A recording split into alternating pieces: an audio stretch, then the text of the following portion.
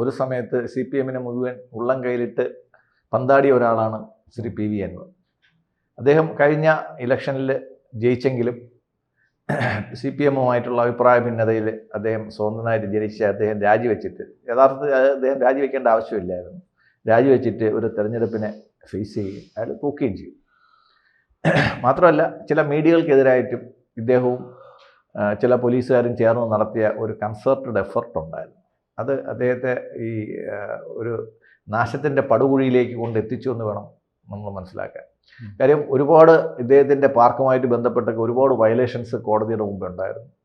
അങ്ങനെയൊക്കെ ഇരിക്കുന്ന സമയത്താണ് അദ്ദേഹം CPMനെയും BJPയെയും ഒരുപോലെ വെറുപ്പിച്ചിട്ട് കോൺഗ്രസുമായിട്ട് ചേർന്ന് ലീഗ് വഴി UDFലേക്ക് ഒരു സംബന്ധം നടത്തിയത്.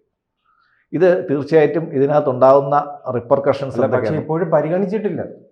പരിഗണിച്ചിട്ടില്ല, അവർ പരിഗണിച്ചിട്ടില്ല. പക്ഷേ CPMന്നും BJPന്നും അകന്ന സ്ഥിതിക്ക് EDയുടെ സ്വാഭാവികമായിട്ടുള്ള അന്വേഷണത്തിലുള്ള റെയ്ഡ് നടന്നിട്ടുണ്ടായിരുന്നു. അവർ കണ്ടുപിടിച്ചപ്പോഴത്തേക്ക് ഏകദേശം 50 കോടി രൂപയുടെ കണക്കില്ലാത്ത വരുമാനം അദ്ദേഹത്തിനുണ്ടായിട്ടുണ്ട്. ഈ കണക്കില്ലാത്ത വരുമാനത്തിന് ടാക്സ് അടച്ചിട്ടില്ല. അപ്പം ടാക്സ് ഇവേഷൻ വേറെ കിടക്കുന്നുണ്ട്, അനധികൃത സ്വത്ത് സമ്പാദനം വേറെ കിടപ്പുണ്ട്. അതിൻ്റെ ഇടയിൽ കൂടെയാണ് പുള്ളിക്കാരൻ കള്ളപ്പണം വെളുപ്പിക്കാൻ ശ്രമിച്ചു. കൂടുതൽ വാർത്തകളും വിശേഷങ്ങളും നിങ്ങളിലേക്ക് എത്താൻ ABC മലയാളം സബ്സ്ക്രൈബ് ചെയ്യുക, ബെൽ ബട്ടണും അമർത്തുക.